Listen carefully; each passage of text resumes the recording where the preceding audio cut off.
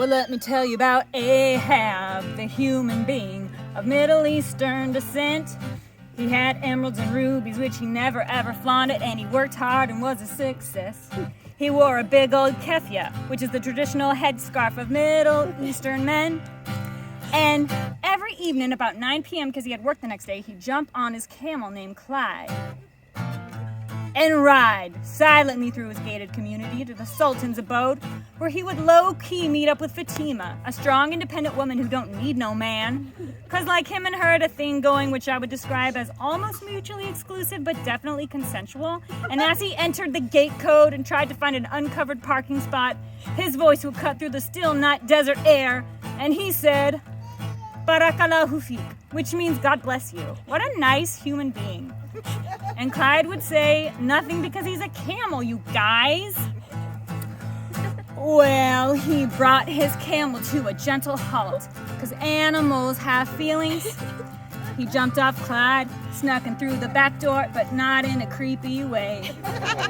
There he saw Fatima, laying on a faux fur rug, and he didn't even care what she was wearing, because it was her heart that he loved.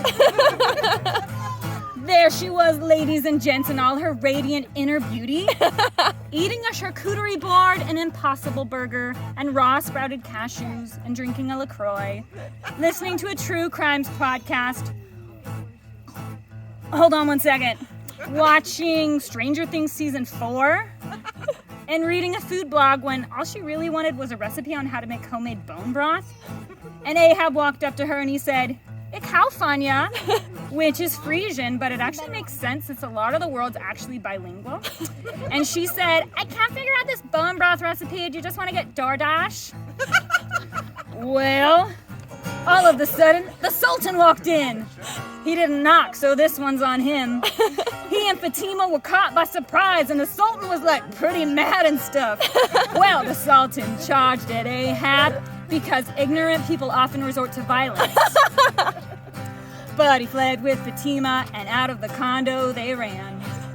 They jumped on Clyde and started to ride, but kept it at a safe speed, of course, with the Sultan's whole entourage in hot pursuit. On and on they ran. Well, guys, to make a long story short, they got away. Because the Sultan never learned that if you love something, you have to let it go. And if it returns, it's yours. But if it doesn't, it was never meant to be. And they made it across Midtown with all their humanity and dignity intact.